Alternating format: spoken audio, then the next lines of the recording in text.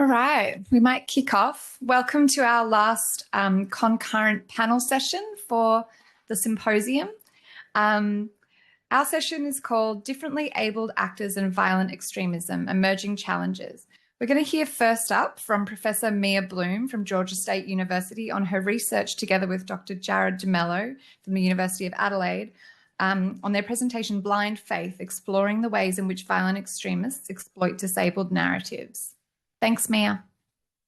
Thank you so much for having me. I'm going to share my screen because I have a more up-to-date slide deck than I sent yesterday. And so I'm happy again to take questions on various things, but this is a new project that Dr. Dmello and I have been working on to try to ascertain how various militant organizations have found a way to recruit and exploit disability and what that means. And so the reference to the Winter Soldier is because I'm a geek and I like Marvel. So I apologize in advance for, or that maybe you like the fact that you also like Marvel, so you get the reference. I always have to do this because this research is sponsored or supported in part by one of my Minerva grants, and so any opinions, findings, or recommendations expressed, well, obviously it's not this book, sorry, in this presentation are those of the authors alone and do not reflect the views of ONR, which is the Office of Naval Research, or the Department of the Navy, or the Department of Defense. And I'll fix that it says book because most of my stuff is published. All right, what do we mean by blind faith?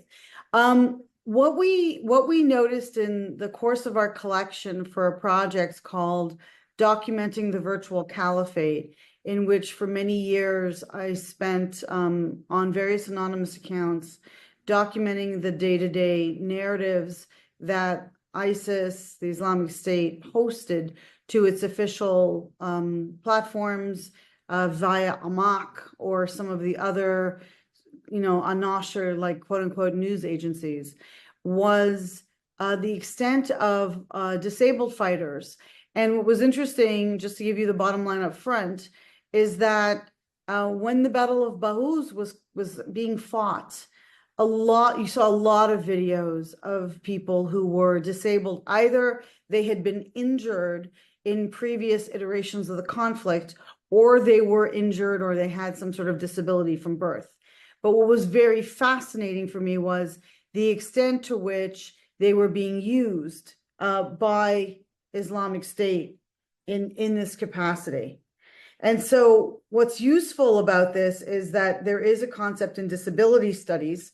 Are you not getting my screen share? Just making sure. Are you guys getting my screen? If someone could give me a thumbs up. Oh, sorry, Mia, we're just working on that. We don't have your slides up at the moment. I mean, if you want, you can put the old slides. I share. It says that I'm screen sharing now. I'll stop it and restart it. Let me share again.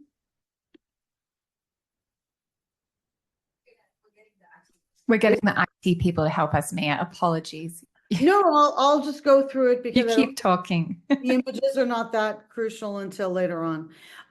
So what we tended to notice in Islamic State propaganda was the extent to which people with disabilities were featured in their online propaganda that I was collecting on a day-to-day basis.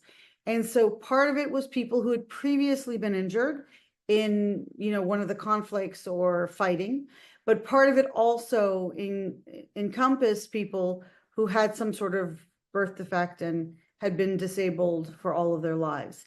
And within the concept of disability studies, there is this idea of usefulness or being of utility. And so what we're trying to do with this presentation is to explore how propaganda is disseminated by these jihadi groups and how they reconstruct and represent disability. What I would say, though, to the organizers is, since there's not that many different slides, the slides you have on file, if we can't do a share right now. Oh, we got it. Oh, you can see it now? Yeah, we got it, Mia. Cheers, wonderful. So the only thing you missed was my disclaimer, which I gave you verbally. So what we did was we applied theoretical frames that are common in disability studies.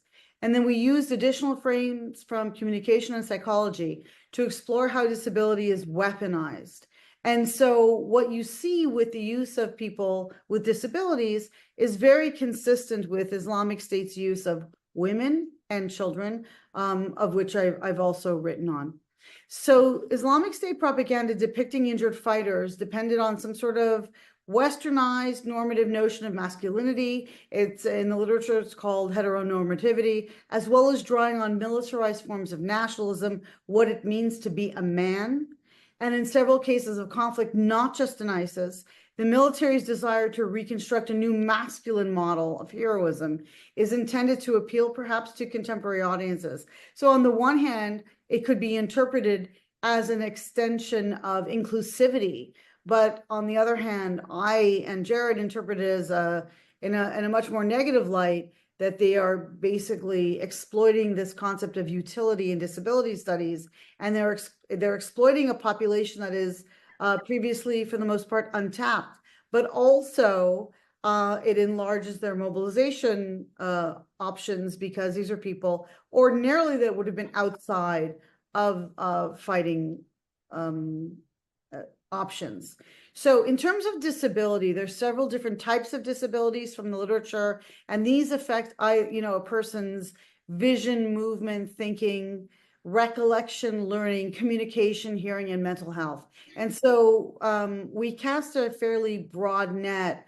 When talking about disability, we had both intellectual and physical disabilities.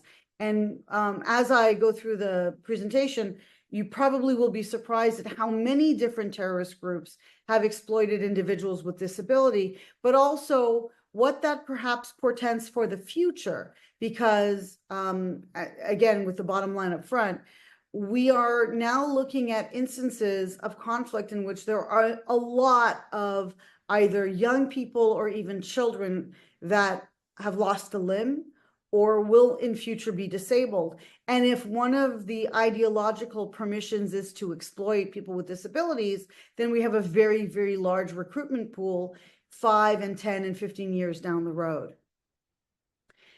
So what are the models of disability? And this comes from theories of disability studies. There's medical disability, sort of disability is seen as a trauma or a disease. Social model, which is a socially constructed, meaning that society creates an environment favoring people who are able-bodied versus people who are not able-bodied. There's a rehabilitation model. This is where you have this notion of the wounded warrior. The interface model, which views disability as a meeting point between medical diagnoses and the environment, a rights-based model, a tragedy charity model, an economic model, and a customer empowering model. So you see, just from studies of disability, you have 8 different possible frames with which to look at terrorist groups mobilizing, recruiting, and weaponizing disability. According to the WHO, there are 3 dimensions of disability. There's the impairment in a person's body structure or function, mental function. Examples of impairments might be the loss of a limb, loss of vision, or memory loss. Activity limitations such as difficulty seeing, hearing, walking, or even problem solving for neurodivergence. As well, in the 3rd category is participation restrictions in normal daily activity, working, engaging in social recreational activities, and obtaining healthcare. So all of these, according to the WHO, so we went from, in the disability model, 8 different constructs to, according to WHO, 3 areas of disability.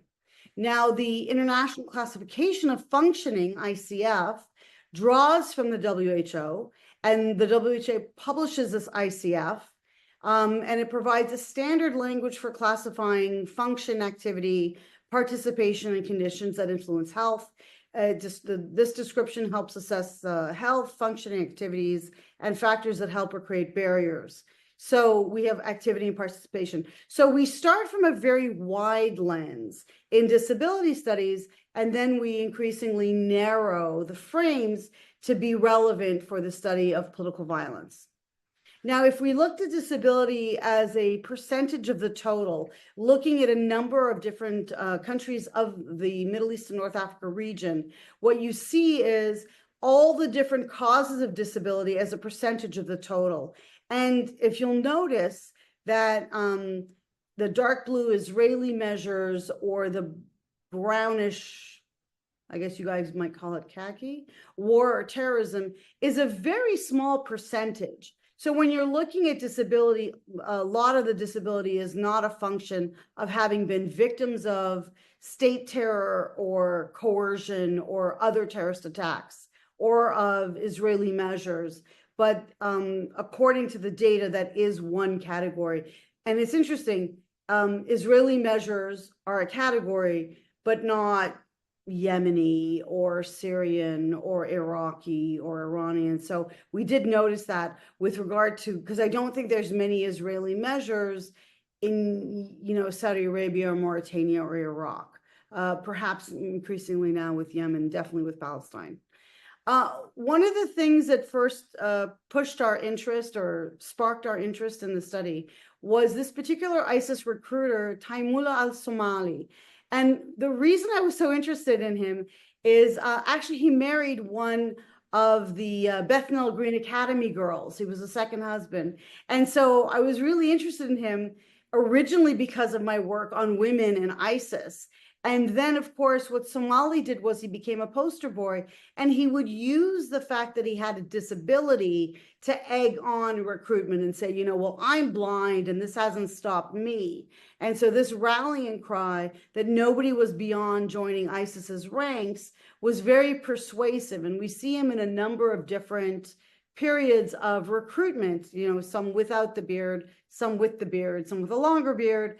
But what really sort of initially interested me is the fact that he was married to one of the women I was studying for my book.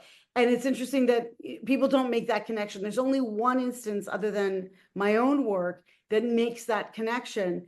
And that's the BBC series, the podcast series, I Am Not a Monster Part 2. But other than that, there's no other place that connects Taimullah al-Somali with Bethnal Green Academy.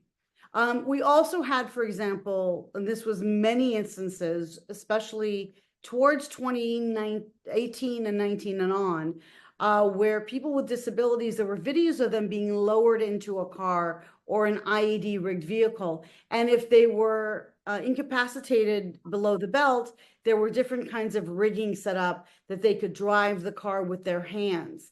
And so here's an example of the jihadists are lifting a wheelchair bound, this is their wording, not mine, comrade into an IED rigged vehicle. It's a video. There was another wheelchair bound militant who was sort of sitting next to this alleged spy who was eventually lifted by the rope, hanged and crucified.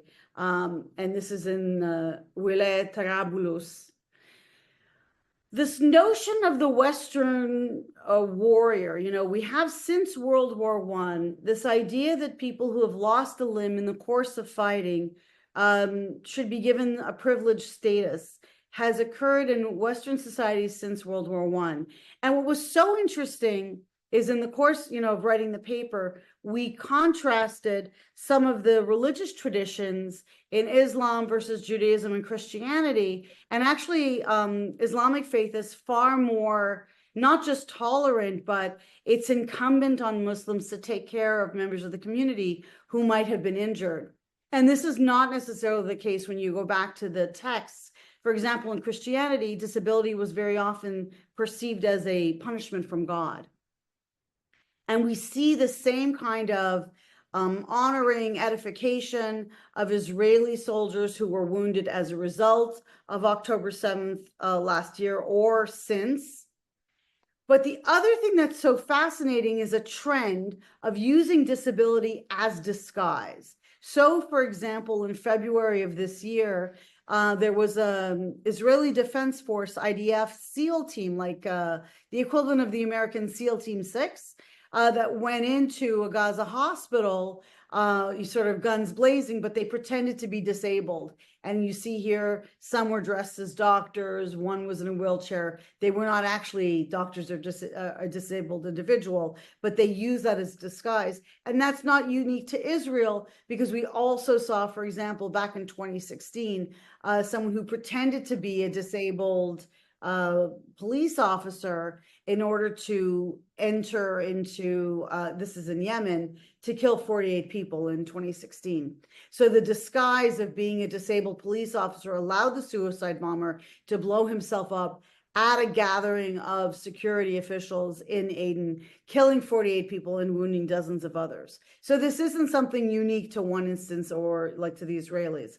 The reason we thought that this was relevant is, first of all, when I've looked at previous examples of the ways in which women and children are recruited, very often it's not just to tap an untapped market, like to expand the franchise to be able to go to segments of the population that they would miss otherwise. But it also has this effect of shaming the able-bodied or shaming the men. And in particular, this is an example where disabled people, because of this notion of utility or usefulness, might actually themselves volunteer. But we also see this across multiple examples. ISIS militants using mentally challenged children as bombers. A woman in Somalia a woman in Somalia who was a blind female suicide bomber killed the mayor of Mogadishu. There were allegations of 2 mentally disabled women who were strapped with IEDs, who pretended as if they had Down syndrome in Iraq, killed 99 people. Handicapped bombers killed dozens in Iraq. So this is not just in one conflict or the other. What it means is, as these jihadist groups start to adjust their ideology to include sort of the recruitment of people who are disabled, rather than the previous ideology in Islam, which was to care for people, that they were the responsibility of the community and not to exploit them, we have untapped markets, not just in Iraq and Afghanistan, as a result of many years of war, but also, I think, with regard to children in Gaza, because we have thousands, as a result of this war, thousands of youth who have been injured, maimed, have lost limbs. Here's an example from Human Rights Watch, a very interesting report from September. They destroyed what was inside us. It was about children with disabilities as a result of Israel's attacks on Gaza, as well as the fact that, according to the data as recently as March, that there's more than 4,000 children in Gaza who've lost one or both limbs since the start of the war, and thousands of children in Gaza are facing a future with lost limbs. And so I think that if this is a pivot or a shift in the ideology, we are going to see this as a potential untapped market for jihadist groups. When you look at life after conflict related amputation trauma, this was a study from Gaza a few years ago. You see that there was major amputations and minor amputations. This is a fairly common thing that happens in conflict regions, but we've seen a massive uptick with, by a factor of thousands of the people who, among civilians, who have been killed or injured. And interestingly enough, as I mentioned that story about 2 instances, both in Yemen and in Gaza, of the Israeli SEAL team using the wheelchair-bound individual as a disguise, in 2010, the TSA in Chicago sparked a massive outrage because they patted down a child in a wheelchair looking for explosive devices. And I think that, and this changed the policy of the TSA, so no more pat downs of children. But again, if you're a jihadist leader and you're thinking about tactical innovations, if the TSA already is reticent to ever be invasively searching people in a wheelchair, that does look like an opportunity. So in conclusion, I just want to bring it back theoretically. Otto Quaison and David Theo Goldberg, in their work Relocating Postcolonialism, argue that postcolonial studies and disability studies shared many comparable concerns, not the least of which were questions of power and oppressed identities. They called on post-colonial disability critics to, and I'm quoting, to pursue joint projects of agitation for justice that would embrace the disabled equally with the racially othered, gendered, and post-colonial subject. When addressing crucial issues such as the effects of colonialism, global capitalism, racism, sexism, war, and even environmental disaster, we should consider how to decolonialize terrorism studies, to agitate for justice, to include the study of individuals with disabilities. And to do so, we must include disability along with other vulnerable identities. So I'm going to try to stay up a little bit longer, but Jared is going to be fielding the questions, and I don't know if you take the questions now or if we'll wait till the end of the panel, but I want to thank you for your kindness and that you took the time to listen to this rather morose presentation. And again, thank you.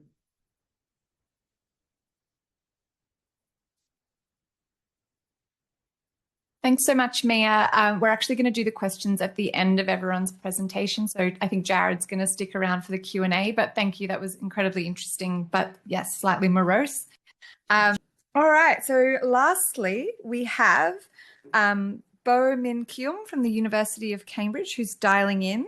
And Bo Min Keum will be speaking about the incel paradox. Does collective self-loathing facilitate radicalization or belonging? Thank you. Hello, everyone. Can you hear me? Yep. Yeah. Okay, good. Let me share my screen here.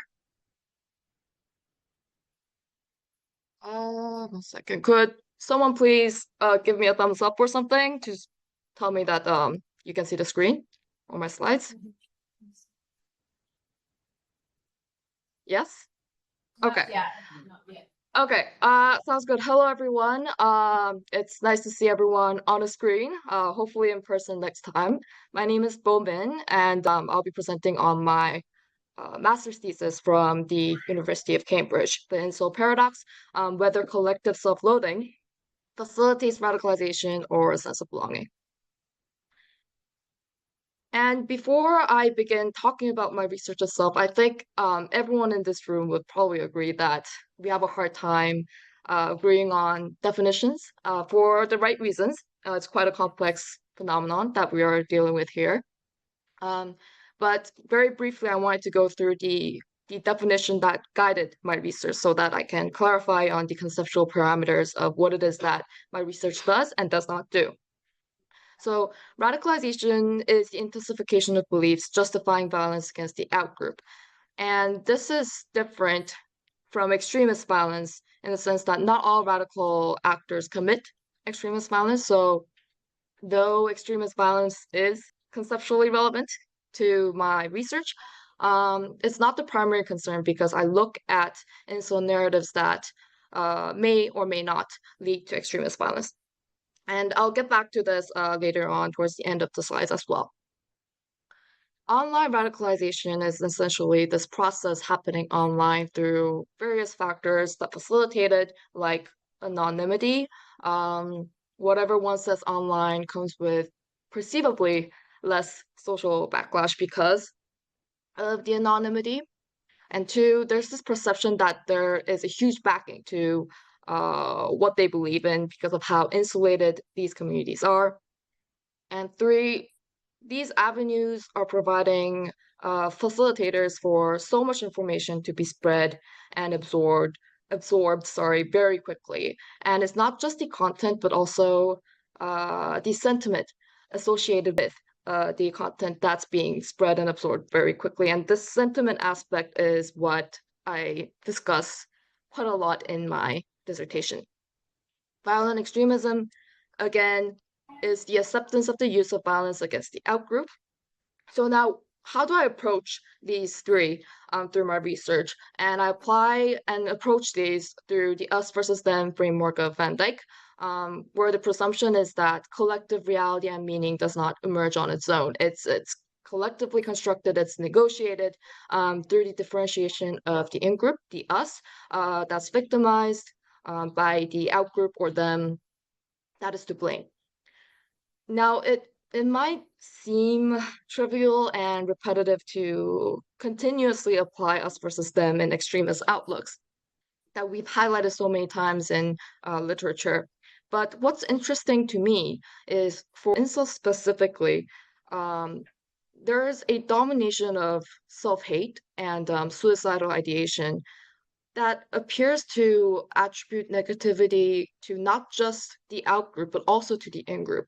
So it deviates, theoretically, it kind of deviates from this framework. So that's the dynamic that I explore in this dissertation. So what do we know so far about incels? Incels basically, by definition, is involuntary celibates, and research have highlighted that incels that define and identify themselves as men who are unable to form sexual relationships with women, sexual and romantic relationships with women, and they say that this is because of themselves, not being tall enough, not looking good enough, and women for rejecting them, and society for upholding female-centric norms. They ascribe to pilling ideology, where taking the blue pill is essentially being foolish enough to conform to suppressive norms. And taking the red pill is being awakened by the true reality of their oppressed state. And taking the black pill is nihilistic. It's basically saying that there's nothing that can be done and that it's over. So when applying the us versus them framework to incel ideology, there are parallels with other extremist outlooks in that there's an in-group that's victimized by the out-group. So essentially, society is giving too much freedom to women, which deprives men of their right to romantic relationships, sexual relationships, and thus masculinity is in crisis. So what is it? What do we not know about incels then? Well, research predominantly and invests quite heavily on misogyny being the driver behind encouraging and downplaying violence against women. But there's also domination of self-hate, suicidal ideation, self-harm. For instance, discussions like what is the quickest and fastest way to end one's life, and shaming each other for discouraging other incels to not take suicide. So those kind of discussions also exist. And so my research looks at that aspect more specifically. So essentially, the us is in the us versus them dynamic. What's the dynamic there? And look at what do they say about themselves and other men, which is relatively understudied. This shapes my research objectives in one, looking at framing patterns. What are the self and other narrative frames? And I compare these framing patterns between May 2019 and a year afterwards, May 2020. And objective 2 is to look at the dynamics of these framing patterns. So what are the topics associated with self and other narratives? Are there clustering of certain topics between those two framing approaches? And I compare again between the two timeframes. So I conducted thematic content analysis for the first objective deductively by applying Van Dyke's us versus them framework, and social network analysis for objective 2. The nodes for social network analysis, essentially the framing patterns and the topics. I used Cambridge Cybercrime Center's scrape data on IncelSys and IncelSnet to complete the study. To summarize the findings for thematic content analysis, for self-directed patterns, there were helplessness and victimization, dominating narratives of self-pity, that idea of rejection. For other directed frames, there are a mix of blame-driven sentiments, and also frustrations for the outgroup, the other, to enjoy advantages that they weren't. And shameful other, essentially mocking the outgroup, which is quite different from blame-driven approaches to othering. And there were also patterns that did not belong. Sorry, the lights were turned off. There were patterns that did not belong in the self and other directed frames. And I initially categorized them as miscellaneous.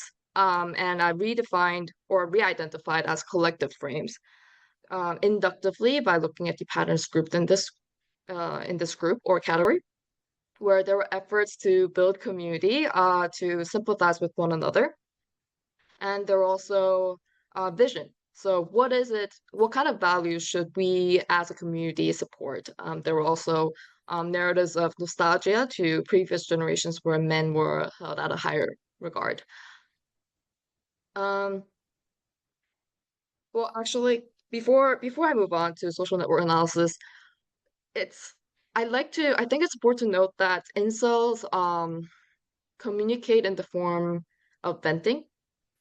So it would, while it's naive to not take the sincerity of what incels say online, it would be no less naive to take everything at face value. So, for instance, there were a lot of incels who say all women should die, but they probably don't mean a command kill for all women on Earth.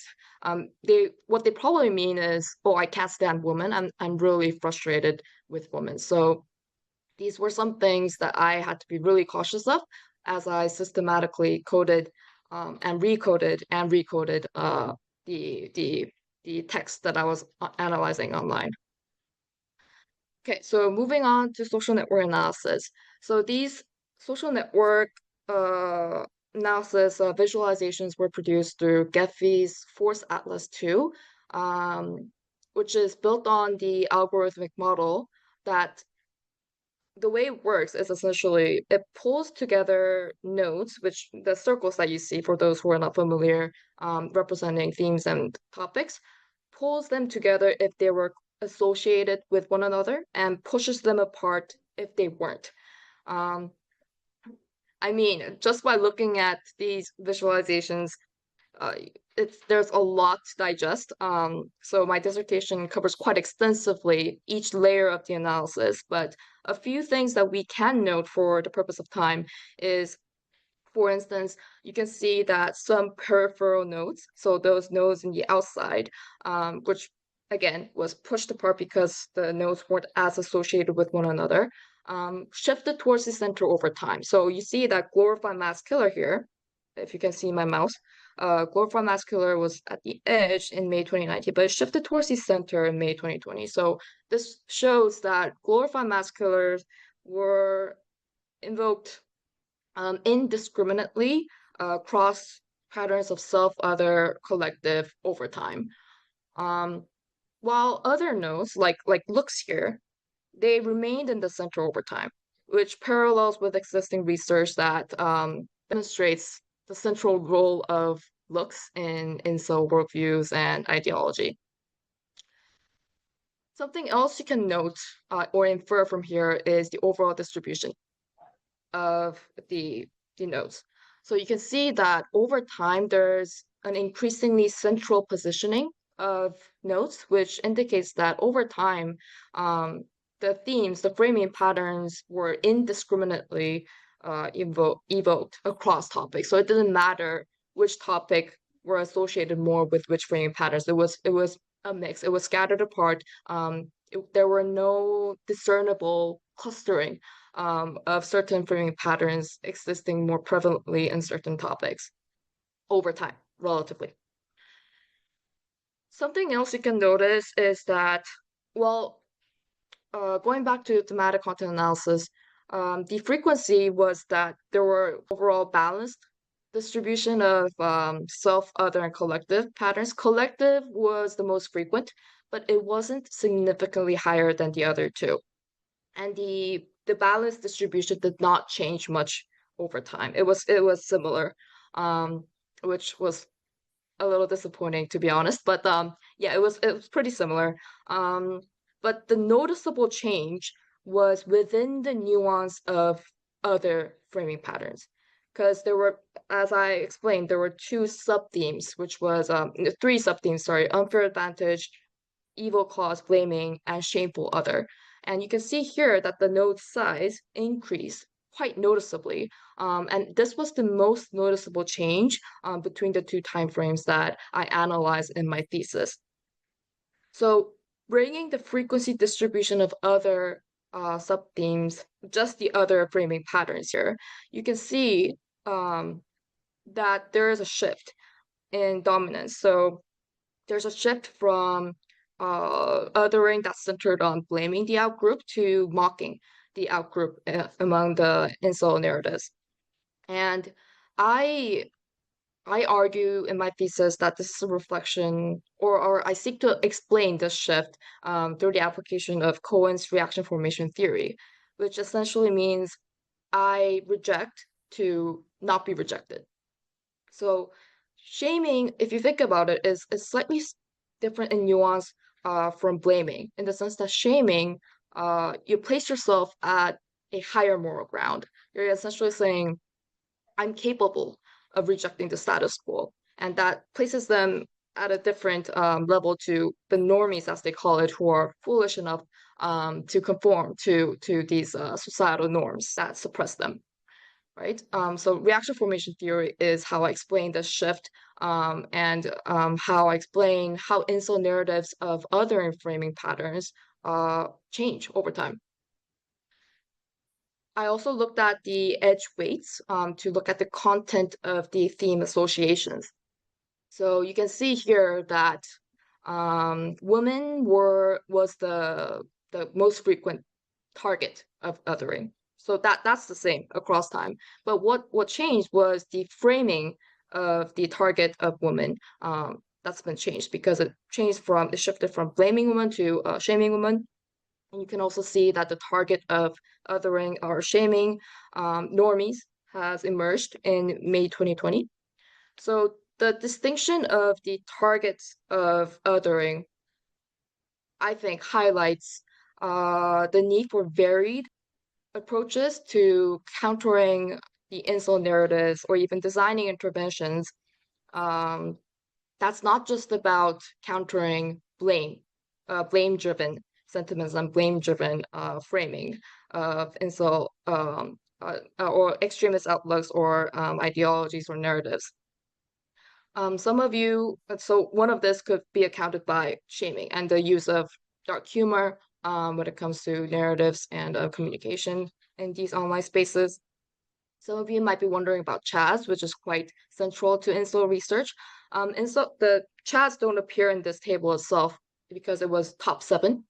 And this is top 4, and it was associated with unfair advantage. And unfair advantage, again, requires another varied approach that's different from countering shameful other or blame, because it requires a disruption to their worldview that the society is a zero-sum game, where the advantages enjoyed by the outgroup intrinsically and automatically translates to the disadvantage of themselves. So this disruption to this kind of worldview would be what countering this othering of Chaz would require. So the nuance is what I'm getting at here when it comes to incel narratives and the us versus them dynamics at play. So to conclude, there are some limitations to this research that future research could account to, including myself. I'm about to start another research on incels, and this is something I myself have been able to account for. So first of all, this is a text-level analysis, which does not necessarily reflect intent. So just because someone says something does not necessarily mean that they mean what they said, or there's no way that we can ascertain that. But at the same time, I still see value in looking at text level analysis because what's being said online is read and reciprocated, which influences the normalization of certain worldviews and value systems that they reinforce to each other. And secondly, what I mentioned earlier, not all radical actors commit violence. So the causal link between how these framing patterns activate violence on the ground is not something that this study measures or able to test.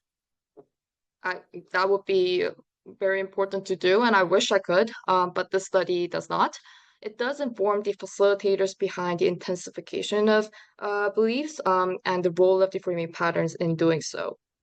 And going back to my title, whether collective self-loathing facilitates radicalization or has a weakening effect to radicalization by providing that space for community building, I concluded my thesis that that's unlikely because the collective frames, the patterns that I saw qualitatively analyzing those patterns, the basis of community building was very negative.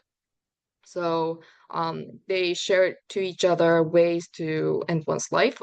They were encouraging these things with a hint of humor. So there's a lot of community building that's facilitated on the basis of self-hate that really intervention should be looking at further.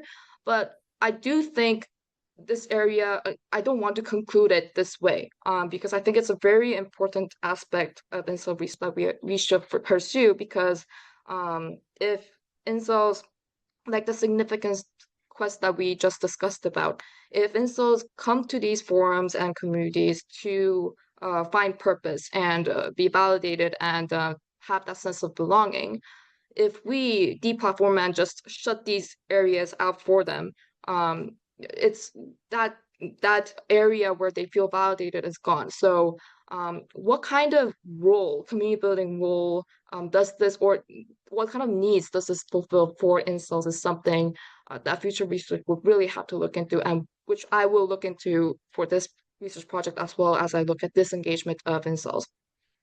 Lastly, theoretical applicability is questionable. So this morning even, I saw research on Swedish white male incels who were idolizing men of color and Black men, and that really contrasted with incels from other cultural backgrounds. So there are a lot of contradictory and overlapping identities in incel communities that deductive approaches, purely deductive approaches, would not be able to account for. So it would have to be complemented with inductive approaches.